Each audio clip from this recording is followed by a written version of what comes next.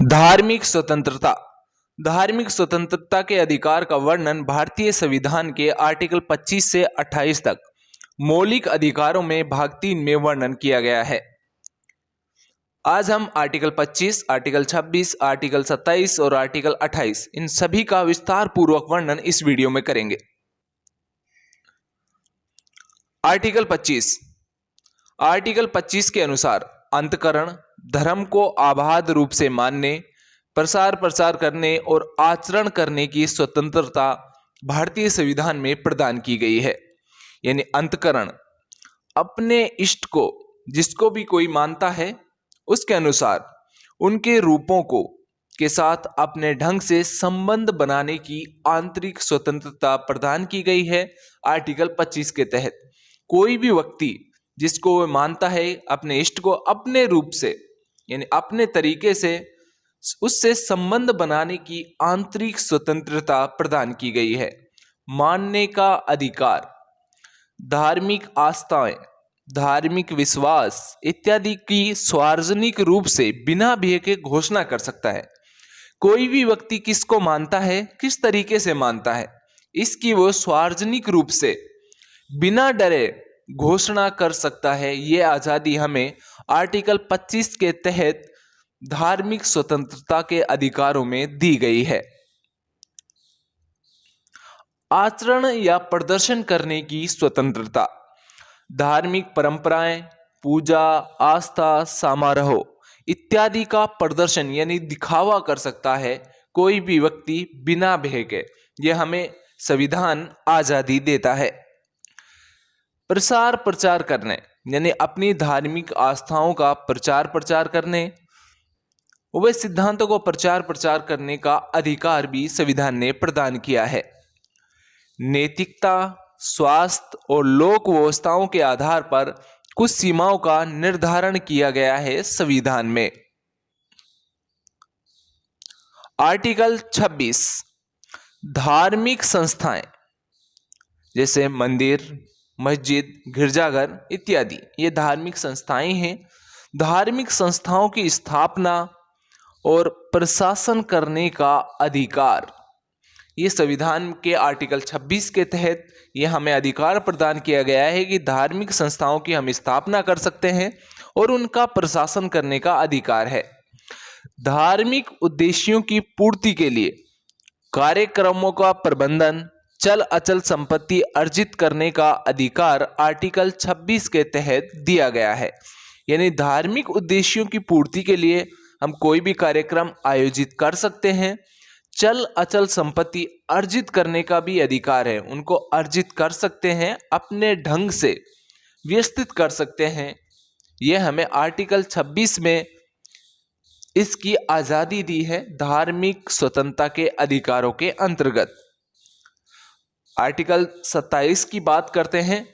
राज्य किसी भी धर्म विशेष के विकास हेतु कर नहीं लगाएगा। कोई भी राज्य किसी भी धर्म यानी एक धर्म के विकास हेतु एकत्रित धन है जो राज्य के पास, विशेष धर्म के विकास में व्यय नहीं करेगा। इसका मतलब है कि राज्य किसी एक धर्म के विकास के लिए राज्य का जो एकत्रित धन है उसको खर्च नहीं करेगा। आर्टिकल 28 के तहत, आर्टिकल 28 कहता है कि धार्मिक जो शिक्षण संस्थान है उनमें उपस्थित न होने की स्वतंत्रता। यह भी इंपॉर्टेंट आर्टिकल्स है क्योंकि जो धार्मिक शिक्षण संस्थान है उनमें व्यक्ति को बाध्य नहीं किया जा सकता कि आप धार्मिक शिक्षा ग्रहण करें या ना करें। यानी धार्मिक शिक्षण संस्थानों में शिक्षा प्राप्त करने हेतु किसी भी व्यक्ति को बाध्य नहीं किया जा सकता। यदि वो अवयस्क है तो उनके परिजनों यानी माता पिता की सहमति आवश्यक है। माता पिता की सहमति से ही धार्मिक शिक्षा उसे दी जा सकती है। यदि वयस्क है व्यक्ति तो उसको बाध्य नहीं किया जा सकता, वो उसका खुद का निर्णय होगा कि मुझे धार्मिक शिक्षा ग्रहण करनी है या नहीं करनी। सरकारी जो संस्थाएं हैं उनमें धर्म विशेष की शिक्षा नहीं दी जा सकती। यह आर्टिकल 28 कहता है कि जो भी सरकारी संस्थाएं हैं उनमें धर्म विशेष की शिक्षा नहीं दी जा सकती। यह आर्टिकल 28 के तहत इस पर प्रतिबंध लगाया गया है, यानी आप धार्मिक शिक्षा सरकारी संस्थाओं में नहीं दे सकते। धर्म विशेष के लिए यदि राज्य कोई संस्थाएं स्थापित करता है तो उनमें धार्मिक जो शिक्षा है वो दी जा सकती है। यदि राज्य किसी धर्म विशेष के लिए ही स्थापित संस्थाएं हैं कोई राज्य में, तो उनमें धर्म विशेष की शिक्षा दी जा सकती है। लेकिन निजी संस्थानों में भी धार्मिक शिक्षा दी जा सकती है, लेकिन सरकारी संस्थानों में धार्मिक शिक्षा नहीं दी जा सकती। यह आर्टिकल 28 के तहत इसका वर्णन किया गया है। एक शब्द है धर्मनिरपेक्षता। क्या है धर्मनिरपेक्षता? के अनुसार भारत एक धर्मनिरपेक्ष राज्य है। वह राज्य का कोई भी धर्म नहीं होना ही धर्मनिरपेक्षता है। यानी भारत एक धर्मनिरपेक्ष राज्य है। इसमें भारत का कोई भी घोषित धर्म नहीं है, यानी कोई भी भारत से कोई भी धर्म ऐसा नहीं है जिस राज्य सपोर्ट करता हो। भारत में सभी धर्म समान है। यही भारत की एक खूबसूरती है। 42वां संविधान संशोधन हुआ 1976 में। कब हुआ? 1976 में 42वां संविधान संशोधन हुआ, जिसमें धर्मनिरपेक्ष शब्द को जोड़ा गया। यानी भारत की जो प्रस्तावना है संविधान की, उसमें धर्मनिरपेक्ष शब्द को जोड़ा गया।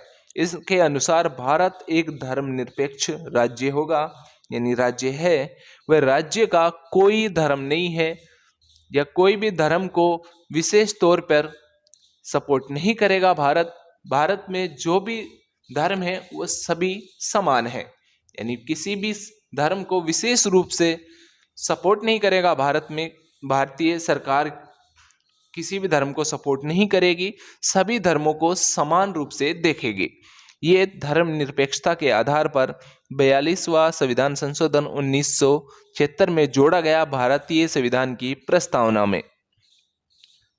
जी हाँ दोस्तों, कैसा लगा आपको ये सेशन? हमें कमेंट करके जरूर बताएं। वीडियो आपको पसंद आई हो तो वीडियो को लाइक और शेयर जरूर करें, हमें सपोर्ट करें, क्योंकि हम लेके आएंगे आपके लिए बेहतर से बेहतर वीडियो जो आपके एग्जाम के लिए काफ़ी इंपॉर्टेंट रहेंगी।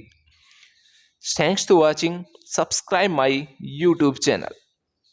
मिलते हैं नेक्स्ट वीडियो में नेक्स्ट इंपॉर्टेंट टॉपिक के साथ।